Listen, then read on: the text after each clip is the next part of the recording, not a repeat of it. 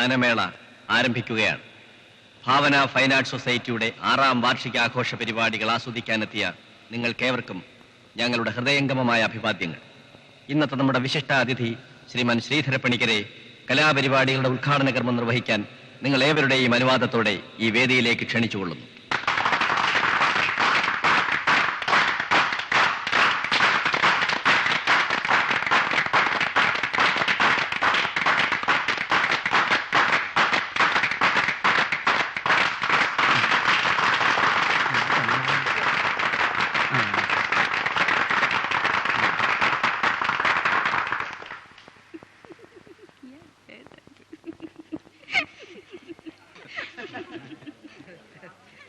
കലാസ്നേഹികളായ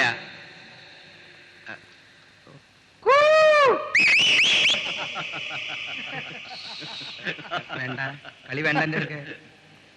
കലാസ്നേഹികളെ, എന്തോ എന്താണ് കല? എന്തൊക്കെയാണ് കല? എന്താണ് കല? കലയ്ക്ക് മാഹാത്മ്യമില്ലേ?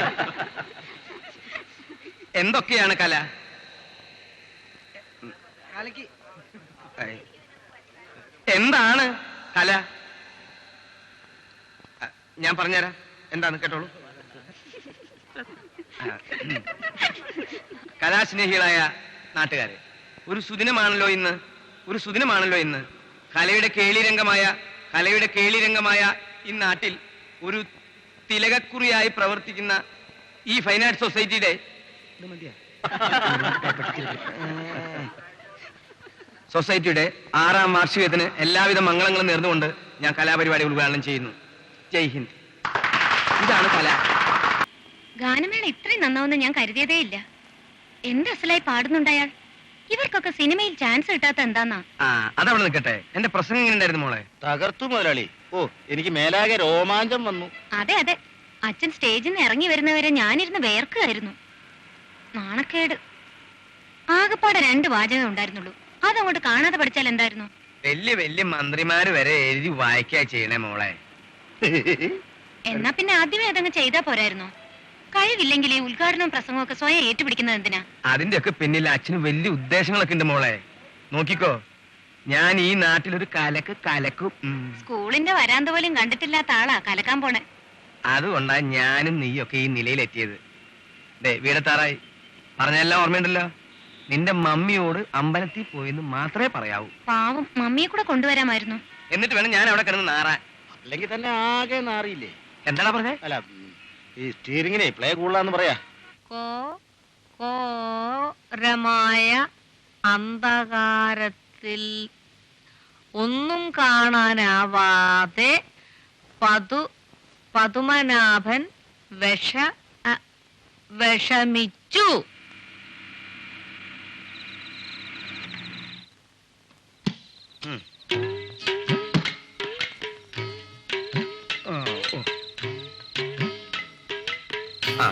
പറഞ്ഞതൊക്കെ ഓർമ്മയുണ്ടല്ലോ. സാറേ ഒന്നിറങ്ങി ഇറങ്ങണേ.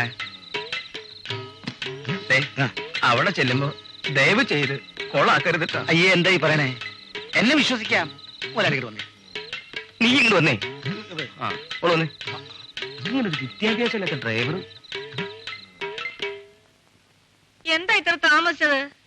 ഒന്നും പറയണ്ട എന്റെ കാർത്തിയാനി. ഒന്നും പറയണ്ടെന്നോ? കാര്യം എന്താണെന്ന് വെച്ചാ പറ. എന്തൊരു തിരക്കായിരുന്നു അമ്പലത്തില്. ശയനപ്രദക്ഷിണവും പൂജയും വഴിപാടും ഒക്കെ കഴിഞ്ഞപ്പോ നേരെ എത്രയായി. എന്നിട്ട് പ്രസാദം എവിടെ? പ്രസാദം പ്രസാദം എവിടെയാ? പ്രസാദോ? പ്രസാദം നാളെ കാലത്ത് കൃത്യം 9 മണിക്ക്, അതായത് 9:30 വരാന്നാണല്ലോ പറഞ്ഞത്. പ്രസാദല്ല, പ്രസാദം എവിടെയാണ് ചോദിച്ചത്. മറന്നു. ഇതെനിക്ക് പിടിക്കാത്ത. നീ ഒരുത്തി അവരെ ചീറ്റാക്കണേ. പോ എന്റെ ഉമ്മിന് പോയി കാണണ്ട. അമ്പലത്തിൽ പോകാന്ന് പറഞ്ഞിരുന്ന ഞാനിവിടെ വരത്തില്ലായിരുന്നു. വർഷാപ്പിൽ പോണെന്നല്ലേ നീ അല്ല, പറഞ്ഞത്? അത് പിന്നെ സൊസൈറ്റിയുടെ വാർഷികത്തിന് ഓഡിറ്റോ. അതെ, ഈ വർഷാപ്പരുടെ സൊസൈറ്റിയുടെ വാർഷിക ആയതുകൊണ്ട് വർഷാപ്പൊക്കെ നടപ്പായിരുന്നു. അപ്പൊ പിന്നെ തൊട്ടടുത്തുള്ള അമ്പലത്തിൽ പോയിട്ട് ഒന്ന് തൊഴുതിട്ട് വരാന്ന് വിചാരിച്ചു. ഇല്ലടാ പോട്ടാ. പിന്നെ ഹലോ, അയ്യോ, ആരാ? ഞാൻ പിള്ളയാണ്. ഏത് പിള്ള? കേസ് പിള്ള. അതെ, അഡ്വക്കേറ്റ് കേസ് പിള്ള. ഓ, നമ്മുടെ പിള്ള. എന്ന പിള്ളേ? അതെ, വൈകുന്നേരം ഓഡിറ്റോറിയത്തിൽ വെച്ച് പണിക്കരോട് ഒന്നും സംസാരിക്കാൻ പറ്റിയില്ല. ഗാനമേള കഴിഞ്ഞ ഉടനെ മൂപ്പര് സ്ഥലം വിട്ടു. ഞാൻ ചേട്ടന് കൊടുക്കാം. വേണ്ട, നാളെ ക്ലബിന്റെ മീറ്റിംഗിന് വരുന്ന കാര്യം മറക്കരുതെന്ന് പറഞ്ഞാൽ മതി. വൈദവൈ കാർത്തികനും എന്താ ഗാനമേളക്ക് വരാതിരുന്നത്? അത് പിന്നെ എനിക്ക് സുഖമില്ലായിരുന്നു. ആ ശരി ശരി പറഞ്ഞേക്കാം. അപ്പുകുട്ടാ, എന്താ? ആകെ എത്ര പാട്ടുകൾ ഉണ്ടായിരുന്നു? ഒരു 10-15 പാട്ട് പാടി കാണും അല്ലേ സാറേ? പാടിന്ന് പറഞ്ഞ ഇന്ന് അമ്പലത്തിൽ റിക്കാർഡിട്ട കാര്യമാണ് ഇവൻ പറയണേ. ഇന്ന് അമ്പലത്തിൽ വിശേഷമായതുകൊണ്ട് ഒരുപാട് പാട്ടുകൾ ഇട്ടു. ഇല്ലടാ പൂട്ടാ? അതെ അതെ. KB സുന്ദരാമ്പ, ശീർക്കാഴി Govindarajan, MS Subbalakshmi, Susheela. അപ്പൊ ജാനകിയോ? ജാനകി നന്നായിട്ട് പാടും. പിന്നെ കരിക്കോടിത്താണാലത്ത് കാട്ടിലെ കിളിപ്പെണ്ണി കവിത കേട്ടുണരുന്ന പൂ. മതി മതി, കൂടുതൽ കിടന്നുരുളണ്ട. ഗാനമേളയ്ക്ക് എന്നെ കൂടെ കൊണ്ടുപോയാ നിങ്ങൾക്ക് വലിയ കുറവായി പോകുമല്ലേ? മനുഷ്യ, വന്ന വഴി മറക്കണ്ട. പതുക്കെ പറ കാർത്തിയാനി, അയൽവക്കാര് കേൾക്കും. ഉറക്കെ പറ. ഓ കേക്കട്ടെ, എല്ലാരും കേക്കട്ടെ. എനിക്ക് വിദ്യാഭ്യാസം ഇല്ലാത്തത് കൊണ്ടല്ലേ എന്നെ ഇങ്ങനെ ഇട്ട്. അത് ശരിയാ. എന്നാലേ ഞാനും സാക്ഷരതാ ക്ലാസ്സിലൊക്കെ പോവാൻ തുടങ്ങിയിട്ടുണ്ട്. നോക്കിക്കോ, നിങ്ങളെ പോലെ ഞാനും പ്രസംഗിക്കാനൊക്കെ പോകും. എന്റെ അമ്മേ, മുതലാളി, അയ്യോ എന്ത് പറ്റി? വെള്ളം വേണോ? ഒറ്റ വെട്ടുവെച്ചെന്നുണ്ടല്ലോ. ഇൻസ്ട്രുമെന്റ്സിന്റെ വാടക, ഇത് വീടിന്റെ വാടക. ഹോട്ടലിൽ തൽക്കാലം ഇത്രയും കൊടുത്തു നോക്കാം. ബാക്കിതാ ഇത്രേ ഉള്ളൂ. ഇത് വെച്ച് എന്തോന്ന് ചെയ്യാൻ? ഒരു ഹാഫ് വാങ്ങിക്കാൻ പോലും തകയില്ല. വേണു, കലാകാരന്മാർക്ക് എന്നും ദാരിദ്ര്യം പറഞ്ഞിട്ടുള്ളത്. ആറ്റുനോറ്റിരുന്നാണ് ഒരു പ്രോഗ്രാം കിട്ടിയത്. അതിന്റെ കാശാണെങ്കിൽ കടം വീട്ടാൻ പോലും തികയുന്നില്ല. ഇനി അടുത്ത പ്രോഗ്രാം കിട്ടുമ്പോഴേക്കും കടം അത്രയ്ക്ക് ആയിട്ടുണ്ടാവും. ഗതികേട് തന്നെ. ഇന്നെങ്കിലും കോഴി ഇറച്ചി അടിച്ച് സുഖമായിട്ട് ഉറങ്ങണമെന്നൊന്ന് വിചാരിച്ചിരുന്നതാ. 50 രൂപയ്ക്ക് തേങ്ങ കിട്ടും. ഫൈൻ ആർട്സ് സൊസൈറ്റി എന്ന് പറഞ്ഞ് വലിയ ബോർഡ് വെച്ചിട്ടുണ്ട്. പ്രോഗ്രാം കഴിഞ്ഞിട്ട് നല്ല ഷാപ്പാട് തരുന്നല്ലോ ദുഷ്ടന്മാര്. അവസാനം പറഞ്ഞ കാശ് പോലും കുറച്ചു. എന്താ വേണോ ആലോചിക്കുന്നേ? അല്ലടാ, ഈ കണക്കിന് നമുക്ക് എന്നാ സ്വന്തമായിട്ട് ഇൻസ്ട്രുമെന്റ്സ് വാങ്ങാൻ പറ്റുന്നത്? നടക്കുന്ന കാര്യം വല്ലതും പറ വേണു. ഇവിടെ ചെലവ് ചെയ്യാൻ തന്നെ ബുദ്ധിമുട്ടിരിക്കുമ്പോഴാ ഇൻസ്ട്രുമെന്റ്. ശരിയാ, എന്തെങ്കിലും കള്ളം പറഞ്ഞ് ഇവന്റെ അമ്മാവന്റെ കയ്യിൽ നിന്ന് വാങ്ങിച്ചുകൊണ്ടിരുന്ന കാശ് കൊണ്ട് ആ വണ്ടി ഓടുന്നു. അടുത്ത പ്രോഗ്രാം ഒരു ബുക്കിംഗ് ആയിട്ടില്ല. ഇങ്ങനെ പോയാൽ നമ്മുടെ ട്രൂപ്പ് കിടന്ന് പിടയ്ക്കാനാ. അതൊക്കെ വരും. പിന്നെ 15-ാം തീയതി ആകാശവാണിയിൽ ഒരു റെക്കോർഡിംഗ് ഉണ്ട്. അന്ന് കുറച്ച് തുട്ട് വീഴും. എല്ലാവരും ഒന്ന് കുളിച്ച് ഫ്രഷായേ നമുക്ക് പോയി തട്ടുദോശ അടിക്കാം. കണ്ണാ, ഒരു കാര്യം നിന്റെ അടുത്ത് വീണ്ടും പറയുക. വീട്ടുടമസ്ഥൻ വളരെ സ്ട്രിക്റ്റ് ആയിട്ട് പറഞ്ഞിട്ടുണ്ട്, ഇതിനകത്ത് വെച്ച് മദ്യപാനം പാടില്ല. അത്രയ്ക്ക് നിർബന്ധമാണെങ്കിൽ നീ പുറത്തു പോയി 1-2 സ്മോൾ കഴിച്ചോണം. വേണ്ട വേണം, അകത്തും വേണ്ട പുറത്തും വേണ്ട. ഞാൻ മദ്യപാനം നിർത്തി, പ്രോമിസ്. കൈവറ, കലാകാരന്മാർക്ക് ഇത് കൂടിയേ കഴിയൂന്നുള്ളത് നമുക്ക് പൊളിക്കണം. Okay, ready ആയിക്കോളൂ.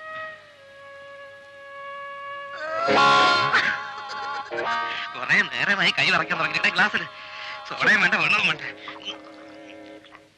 സംഗതി കാശും കാറും ബംഗ്ലാവും ഒക്കെ ഉണ്ട്. പക്ഷെ ആരും എന്നെ ബഹുമാനിക്കുന്നില്ല. ഒരു വീറ്റ് കിട്ടില്ലടോ. അതിനിങ്ങനെ നടന്നാ പോരാ, കുറച്ച് അധ്വാനിക്കണം. അധ്വാനൊക്കെ നിർത്തിയിട്ട് കൊല്ലം കുറെ ആയില്ലേ. ഇനി ഞാൻ പഴയ തൂമ്പ എടുത്ത് കളയ്ക്കണം എന്നാണോ വക്കീൽ പറയണേ? ആ അധ്വാനമല്ല പണിക്കരെ, സിമ്പിളായി പറയാം. കുറെ കാശുണ്ടായിട്ട് കാര്യമായില്ല. നിങ്ങൾ വലിയ കാശുകാരനാണെന്ന് 10 ജനത്തിനെ ബോധ്യപ്പെടുത്തണം. നിങ്ങൾ പറഞ്ഞ പോലെ എല്ലാ യോഗങ്ങളിലും ഞാൻ പ്രസംഗിച്ചു തുടങ്ങിയിട്ടുണ്ട്. ഉവ്വ, അന്ന് ഞാൻ നേരിട്ട് കണ്ടിരുന്നു, പേപ്പർ നിവർത്തി പിടിച്ച് വായിച്ചിരുന്നത്.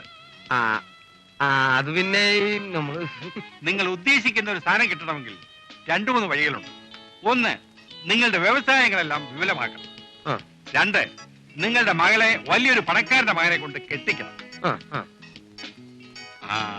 കല്യാണക്കാരും പറഞ്ഞതേ ഉള്ളൂ. ദാ വരുന്നു കമലാസം മുതലാളി. മകളുടെ കല്യാണക്കാര്യത്തെ കുറിച്ച് ഞാൻ പുള്ളിയോട് സൂചിപ്പിച്ചിട്ടുണ്ട്. ഉണ്ട്, ഞാൻ നേരത്തെ പറഞ്ഞില്ലേ. ഇതാണ് ഞാൻ പറഞ്ഞ മിസ്റ്റർ പണിക്കർ. ഹലോ, വിവരങ്ങളെല്ലാം മിസ്റ്റർ പിള്ള പറഞ്ഞിരുന്നു. അടുത്ത ആഴ്ച ഞങ്ങൾ വീട്ടിലേക്ക് വരാം. എക്സാക്ട് ഡേറ്റ് എന്റെ പ്രൈവറ്റ് സെക്രട്ടറി വിളിച്ചു പറയും. ഓക്കെ ഓക്കെ, കാണാം. അങ്ങേര് പറഞ്ഞപ്പോഴാണ് ഞാൻ വേറൊരു കാര്യം ഓർത്തത്. ഒരു പ്രൈവറ്റ് സെക്രട്ടറി വെക്കാൻ ഞാൻ എത്ര നാളുകൊണ്ട് പറയുന്നു. അതൊക്കെ ഒരു സ്റ്റാറ്റസിന്റെ പ്രശ്നമല്ലേ? പണിക്കർക്ക് ഒരു പ്രൈവറ്റ് സെക്രട്ടറി ഇല്ലെന്നുള്ള വിവരം കമലഹാസൻ അറിഞ്ഞാൽ വിവാഹം മുടങ്ങാൻ അത് ഒരൊറ്റ കാരണം. പിന്നെ എന്നാ പിന്നെ കമലഹാസനും വീട്ടിൽ വരുന്നതിന് മുമ്പ് വെള്ള എനിക്കൊരു പ്രൈവറ്റ് സെക്രട്ടറി എങ്ങനെയെങ്കിലും ഒന്ന് തപ്പിത്തരണം. തപ്പിത്തരുമോ?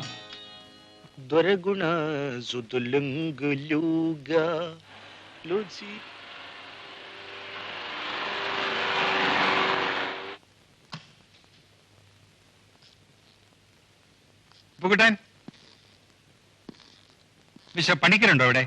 ഉണ്ടല്ലോ. ആ ഗണപതി വരൂ. വരൂ, ഇരിക്കൂ ഇരിക്കൂ. കുട്ടനാട്ടിലെ ബോട്ട് സർവീസിനായിട്ട് എനിക്ക് എന്താ കാര്യോ? ബസ് സർവീസ് ഉണ്ട്, കാർ 5-6 ബെൻസ് ഉണ്ട്, ടയോട്ട ഉണ്ട്, പ്ലിമത്ത് ഉണ്ട്. തനിക്ക് ഇതിൽ ഏത് കാറാ വേണ്ടേ? അല്ല, ആ വക്കീൽ സാറോ, കാര്യങ്ങളൊക്കെ എവിടം വരെയായി? എല്ലാം ഓക്കെ. പ്രൈവറ്റ് സെക്രട്ടറി കിട്ടി. ഓ, കിട്ടാവുന്നതിൽ വെച്ച് ഏറ്റവും നല്ല യോഗ്യൻ. 6 മാസത്തെ സമയം കൊടുത്താൽ പണിക്കരെ ഈ നാട്ടിലെ ഏറ്റവും വലിയ ആളാക്കി മാറ്റാൻ കഴിവുള്ള ഒരാൾ. എന്നിട്ട് എവിടെ? ഇത് വന്നിട്ടുണ്ട്. ആ, ഇയാൾ എവിടെ ഇരുത്തിരിക്കുന്ന പിള്ളേ? എവിടെ എവിടെ എവിടെ? ഇവിടെ ഉണ്ട്. എന്റെ അമ്മ, എന്തത്? ഇതിന്റെ ഒന്നും ആവശ്യം ഉണ്ടായിരുന്നില്ലല്ലോ. ഇന്നു മുതൽ എന്റെ ജീവിതം ഞാൻ അങ്ങേക്ക് സമർപ്പിക്കുകയാണ്. ഗണപതി ഡബിൾ എംഎയാണ്. 20 കൊല്ലത്തെ എക്സ്പീരിയൻസ് ഉണ്ട്. മലയാളം ഉൾപ്പെടെ 6 ഭാഷകൾ നന്നായി കൈകാര്യം ചെയ്യും. What is your name? ತುಮಾರ ನಾಮ್ ಕ್ಯಾ ಹೈ? ಉಗ್ಗ ಪೇರನ್ನ ನೀಕು ಪೇರೇಮಂಡಿ? ನಿಮ್ಮ ಹಸರು ಏನು?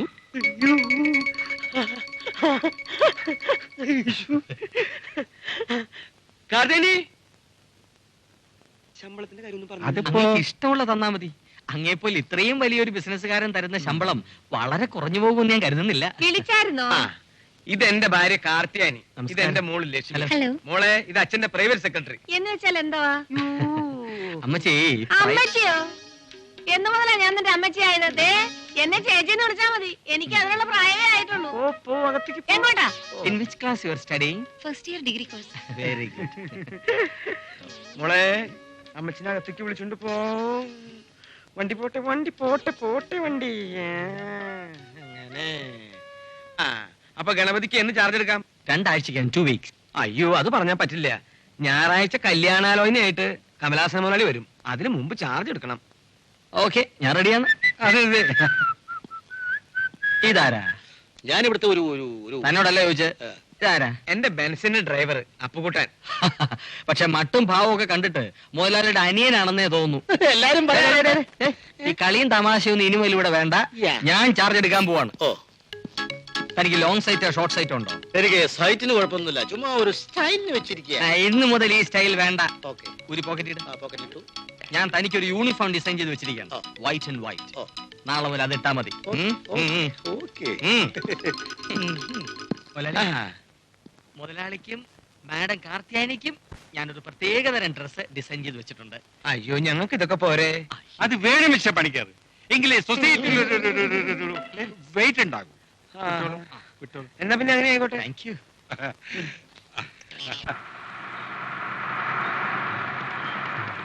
ഇതാണ് ഗാനമേളക്കാർ താമസിക്കുന്ന സ്ഥലം.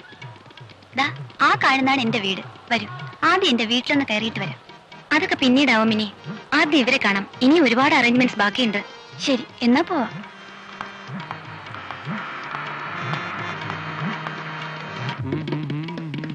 നോക്കാം. റെഡി? 1 2 3 4.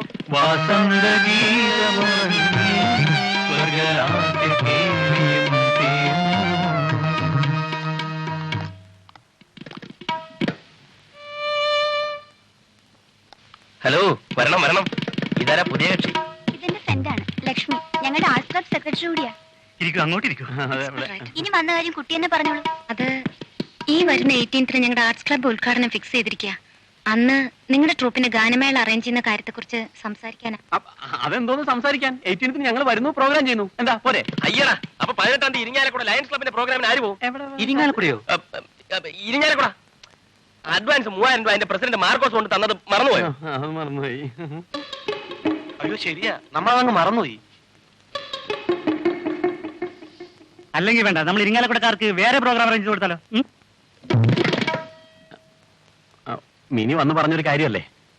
അതെ, ശരിയാ. ലയൺസുകാർക്ക് വേറെ പ്രോഗ്രാം അറേഞ്ച് ചെയ്ത് കൊടുക്കണം. അപ്പോ ബാക്കി കാര്യങ്ങളൊന്നും സംസാരിച്ചില്ല. അല്ല, ഈ സാമ്പത്തികമേ കോളേജിൽ ആർട്സ് ക്ലബിന്റെ ഫണ്ട്സ് ഒക്കെ വളരെ കുറവാണ്. 2000 രൂപയാണ് ഞങ്ങളെ കൊണ്ട് തരാൻ കഴിയുന്ന മാക്സിമം എമൗണ്ട്. അത് തീരെ കുറവായി പോയല്ലോ. അയ്യോ, അത് ബീഡി വാങ്ങാൻ പോലും കഴിയില്ലല്ലോ.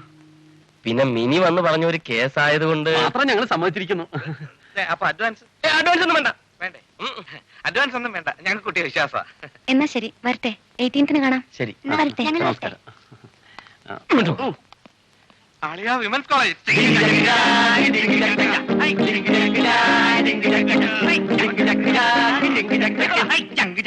പെണ്ണെന്നൊരു വർഗത്തിനെ കണ്ട എല്ലാവരും ക്രിമിയേഡിയ. ഒരു കാര്യം ഇപ്പോഴേ പറഞ്ഞേക്കാം, വിമൻസ് കോളേജാണ്, എല്ലാവരും ഡീസന്റായി പെരുമാറണം. ആരെങ്കിലും എന്തെങ്കിലും തറവേല കാണിച്ചാൽ അന്ന് ഞാൻ ഈ ട്രൂപ്പ് പിരിച്ചുവിടും. കേട്ടല്ലോ കേട്ടല്ലോ, നിന്നോടുകൂടാ പറഞ്ഞത്. പ്രോഗ്രാം തീരുന്നവരെ ഞാനൊരു പെണ്ണിന്റെ മുഖത്ത് പോലും നോക്കൂല. ആ എന്നാ പ്രോമിസ്. പ്രോമിസ്. പ്രോമിസ്.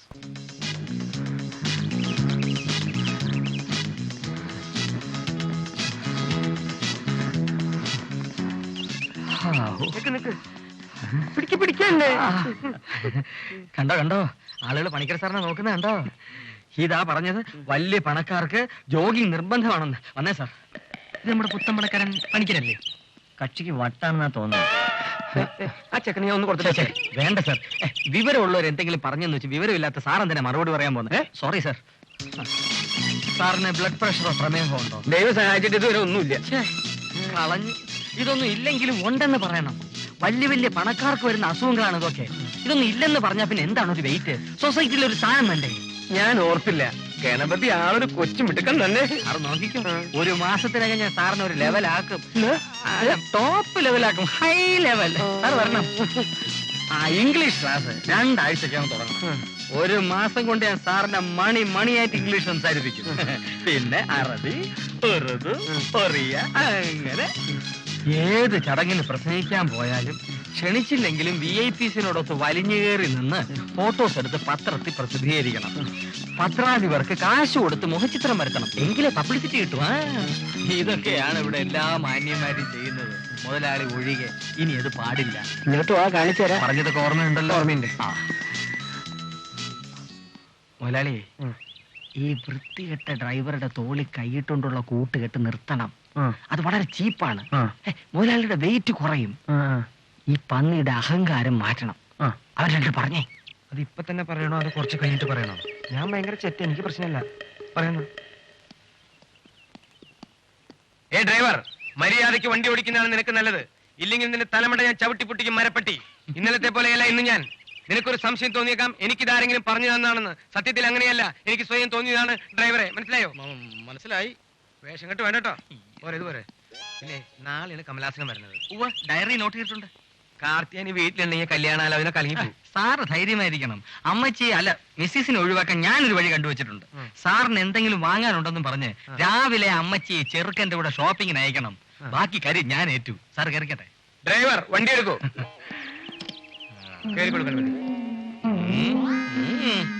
വേണ്ട.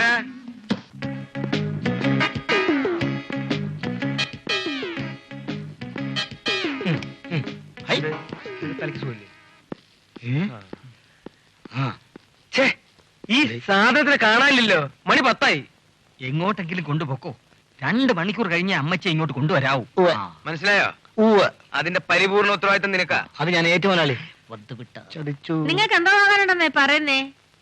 കുറെ സാധനങ്ങൾ വാങ്ങാനുണ്ട്. ലിസ്റ്റ് അപ്പൂട്ടൻ്റെ കയ്യിൽ കൊടുത്തിട്ടുണ്ട്. നീ വാങ്ങിച്ചാലേ ശരിയാവൂ. അതെ അതെ, അവസാനം വാങ്ങിച്ചോണ്ട് വരുമ്പോ എപ്പോഴും ചോദിക്കും നിന്റെ തലയിൽ എന്തോ നടി കളിമണ്ണാണോ, നീ ഏത് കോത്താരത്തുകാരിയാണെന്നൊക്കെ. ഇപ്രാവശ്യം അങ്ങനെ ഒന്നും പറയില്ല. ഞാൻ തന്നോടല്ലേ പറഞ്ഞത്. Sorry madam. എന്താ വിളിച്ചത്? മാഡം എന്ന് പറഞ്ഞാൽ ഇംഗ്ലീഷിൽ റെസ്പെക്ട്ലി. താൻ അങ്ങനൊന്നും എന്നെ വിളിക്കണ്ട, ചേച്ചിനെ വിളിച്ചാ മതി. അവന്റെ ഒരു റെസ്പെക്റ്റില്ലേ.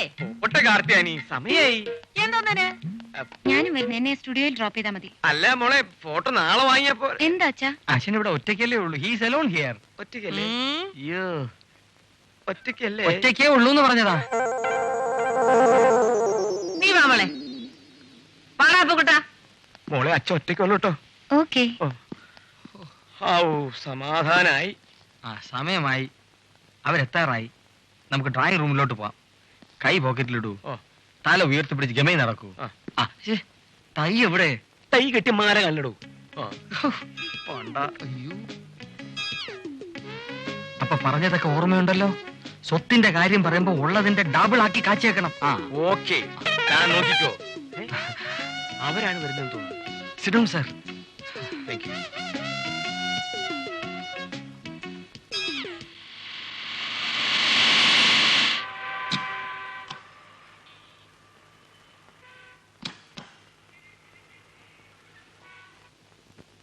നമസ്കാരം. നമസ്കാരം. ഇരിക്കൂ. ഇതാരാ? എന്റെ ഭാര്യയാണ്. ഓ, കണ്ടപ്പോ എനിക്ക് തോന്നി. ഞാൻ ഗണപതി, ഇദ്ദേഹത്തിന്റെ പ്രൈവറ്റ് സെക്രട്ടറിയാണ്.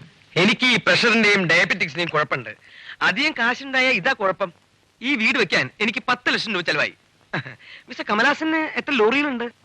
എനിക്ക് ലോറികളൊന്നുമില്ല. ഒന്നുമില്ലേ? അയ്യേ, എനിക്ക് 25 ലോറികളുണ്ട്. Lakshmi transport service.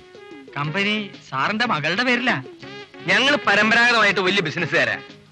എന്റെ അച്ഛനെ കുറിച്ച് കേട്ട് കാണും. ബാനു പണിക്കർ സ്റ്റീലിന്റെ ബിസിനസ് ആയിരുന്നു. സാറിന്റെ വൈഫിന്റേതും വലിയ കുടുംബമാ. അരുവിക്കര തറവാടെന്ന് കേട്ടാൽ പ്രസിദ്ധ, എല്ലാവരും അറിയും. ദാഹിച്ച് വലഞ്ഞു കയറി ചെല്ലുന്നവന് ദാഹം തീർക്കാൻ ഐസിട്ട് പശുവും പാൽ കൊടുക്കുന്ന തറവാടാ. എന്തിനാ അതൊക്കെ ഇവിടെ പറയണേ? അവർക്ക് ടെക്സ്റ്റൈൽ ബിസിനസ്സാ. ഭാര്യ എവിടെ? അവർ വിമൻസ് ക്ലബിൽ കുക്കിംഗ് ഗ്യാസ് എടുക്കാൻ പോയിരിക്കാം. കുക്കിംഗ് ക്ലാസ് എടുക്കാൻ പോയിരിക്കാണ്. കുക്കിംഗ് വെക്കുന്ന ഗ്യാസ്. സാറിന്റെ ഭാര്യയെ കണ്ട കൽക്കട്ടയിലോ ഡൽഹിയിലോ പഠിച്ചതാണെന്ന് പറയേയില്ല. ചേട്ടാ, ഇന്ന് എന്തൊക്കെയാ നടന്നറിയാമോ? ഞാൻ ആ ചെട്ടിയാരുടെ കടയിൽ കയറി കൺമഷി, ചാന്ത്, പൗഡർ, തലയിലെ പേമ്പൊന്ന് മരുന്നും ഒക്കെ മേടിച്ചിട്ട് തിരിഞ്ഞു നോക്കുന്നു. അപ്പുക്കുട്ടനെ കാണാനില്ല. ഞാനും തൊട്ടടുത്തുള്ള ആര്യഭവാൻ ഹോട്ടലിൽ കയറി ഒരു ചായയും ഒരു ഗോതമ്പിന്റെ ഉണ്ടയും വാങ്ങിച്ചു നിന്നിട്ട് കുറെ നേരം വെയിറ്റ് ചെയ്തു. എന്നിട്ടും കാണുന്നില്ല.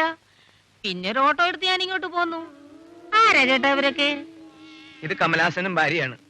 കുക്കിംഗ് ക്ലാസ് എടുക്കാൻ പോയിരുന്നാണോ? എന്താ ചേട്ടാ ഇവർ ചോദിക്കുന്നേ? അല്ല, ചേച്ചി അസലായിട്ട് പാചകം ചെയ്യുമെന്ന് സാറ് പറഞ്ഞു. അങ്ങനെ ചേട്ടൻ പറഞ്ഞോ? ആ. അങ്ങനൊന്നും ഇല്ല. പക്ഷെ ഉണക്കയിലെ തേങ്ങ അരച്ച് കുടംപുളി ഇട്ട് ഞാൻ നല്ല അസലായിട്ട് വെക്കും. ചേട്ടന് വലിയ ഇഷ്ടമാ. എന്നാലും എന്റെ അച്ഛന്റെ കഴിവിന്റെ ഒരു അംശം പോലും എനിക്ക് കിട്ടിയിട്ടില്ല. കേട്ടിട്ടില്ലേ അരിവെപ്പുകാരൻ ഭാർഗവന്റെ? കാർത്തിയാനി, എന്തോ ചായ കൊണ്ടുവരൂ. ഇപ്പൊ കൊണ്ടുവരാം. മിസ്റ്റർ പണിക്കരുടെ അച്ഛൻ എന്ത് ബിസിനസ് ആയിരുന്നു പറഞ്ഞത്? സ്റ്റീൽ. എന്തോന്ന്? സ്റ്റീലിംഗ്.